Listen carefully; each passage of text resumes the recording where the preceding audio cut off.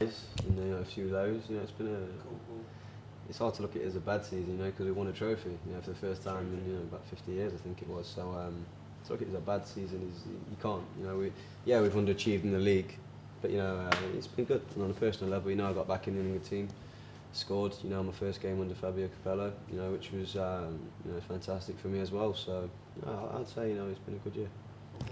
When you say there were some lows, what would be some of the lows? Well, basically, we had a bad start to the season. There was a lot of hype, around us and where we wanted to finish. We've got a good team, and we'd finished, fifth twice the 2 seasons before that. And nearly we missed out on the Champions League spot on the last game of the season. And there was a lot expected of us to go from that, 5th position twice to, move on and go 4th. And it hadn't really happened for us, and we had it was unfortunate that we lost our manager, Martin Jol as well at the time.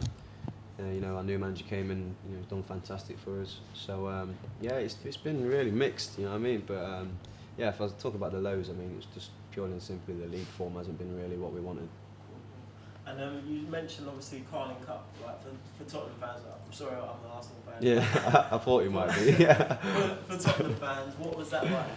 It was phenomenal. It was massive because you have to remember as well the year before that, Arsenal, you lot, not to that in the semi-final. And I remember being at the Emirates in that second leg and seeing all the Arsenal boys celebrating. And I remember just going out for the warm-up and the buzz around the stadium was ridiculous. And I think it gave every single Tottenham player an extra 10% into their game. And, I know I felt like I could run forever in that game. And we went out there. I got an early goal as well, which only added to it. I remember. Sorry, which added to it. It was something it's probably gone down in Tottenham history. To not only go through to the final by beating Arsenal, but the way we did it as well was special. You mentioned like the fans like spur you on. Like, do you hear like the bad and the good like from some of the fans? 'Cause obviously, there's chants out there and stuff. No, sometimes it's mixed. When I talk about atmosphere, it's just sometimes it's all a blur, but you just know it's there. The weirdest thing about football is when that atmosphere is not there. Wow. You can feel it. You don't feel everything's a bit dead. But when the atmosphere is there, it's there, but you don't hear each and every word because you're just so focused on your job and what you're doing. You can't look away for a split second or look up to see someone in the stadium for a split. All my friends were always like, "You not see me? You're standing right next to me. How can you not say hello?" And I'm like, "Bro, I'm trying to watch a game. I'm playing the game, man. What do you want me to do?" I'm working. Yeah, so it's like you're always so focused, man. But there's bad chance that every now and again, and good chance, but it's just pinch of dirt really. Nowadays, if it's the opposing side and they're giving you a bad chance, then they know that you're a good player. Yeah, definitely. What would you say like your earliest sort of footballing memory was? Because obviously you must have really wanted to get to this position. So what was like your first like, wow, I want to play football moment? It has to be really, for me it was Italia 90.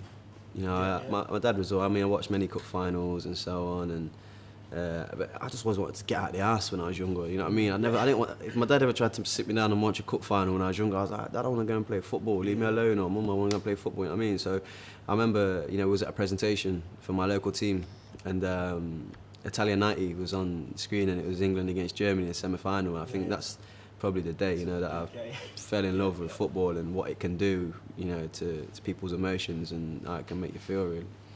And like when you first started sort of making... And, I wanted to just do well for her and give her, a better life, really, to come, and that was... Obviously, when you first started sort of making... And, I wanted to just do well for her and give her, a better life, really, to come, and that was something where I always thought, well, you've come from that, Jay, you need to go out and do this and, do something for your mum, because she's done so much for you type thing now. So that's the other way I looked at it as well. I was going to say, there's a lot of people in like your situation that... Certain things like, do drugs or was out drinking and so on. But no matter what, they always kept me away. They was like, nah, Jay, you've got something special, don't mess it up, don't mess it up. So like, I was lucky to have some very good friends in my life. My mum, my dad always just kept me grounded.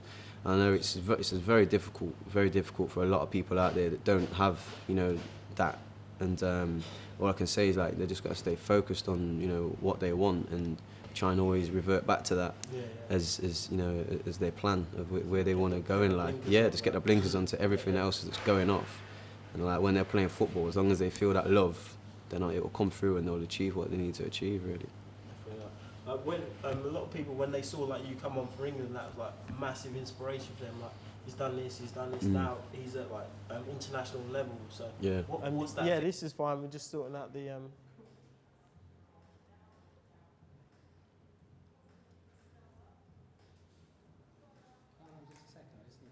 That's all right. We've got. I don't even know. You know, it's an away game. I got a season ticket, so I know about the home games.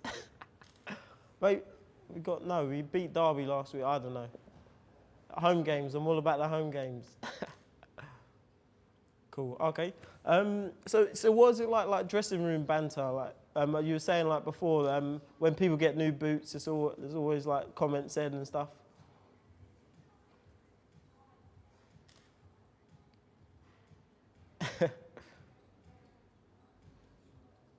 Yeah.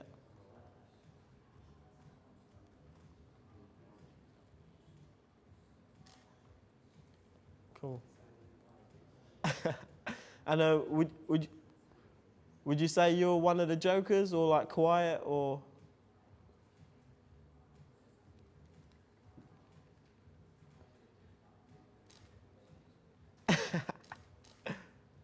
Yeah. So what are like the typical practical jokes?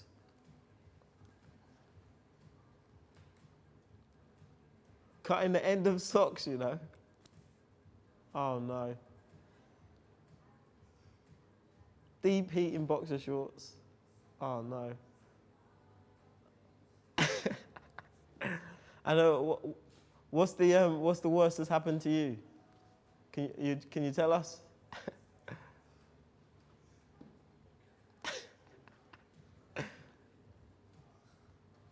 Oh no.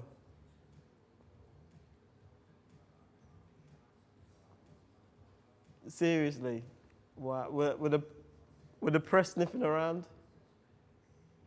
What would the press say if they were like sniffing around?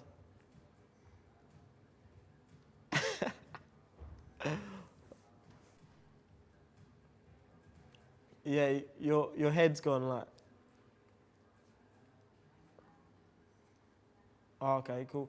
So some players like they touch the touchline when they come on and things like that. So you're not into any of that, no.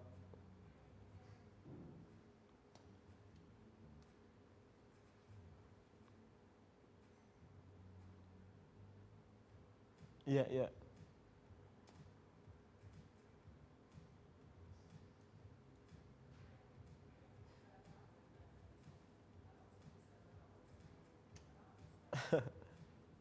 Yeah.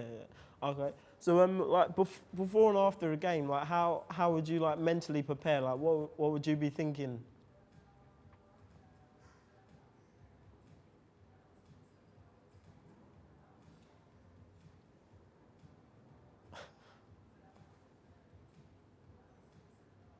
Yeah. Okay. And who's one of your favourite teams to play against? Cool. Was it like playing Newcastle as well and obviously Forest? What's that game like?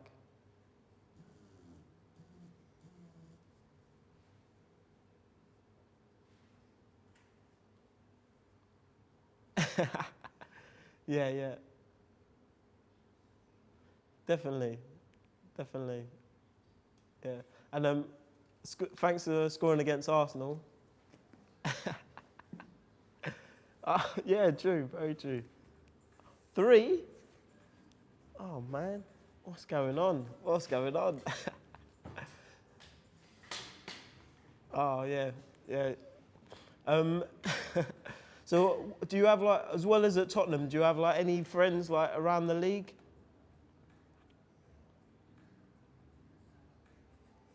Yeah. Okay.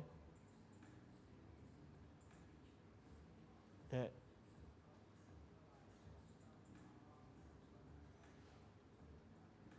Yeah. Dyer and that. And like, this way? Oh, cool. Oh, okay. Just go get a shot. Okay.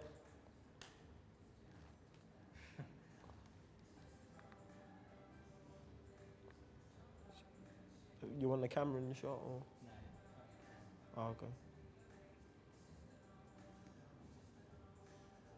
So do you speak to everyone like before and after the game, like when just say you've lost or you've won? Like, do you boast to all the other guys or?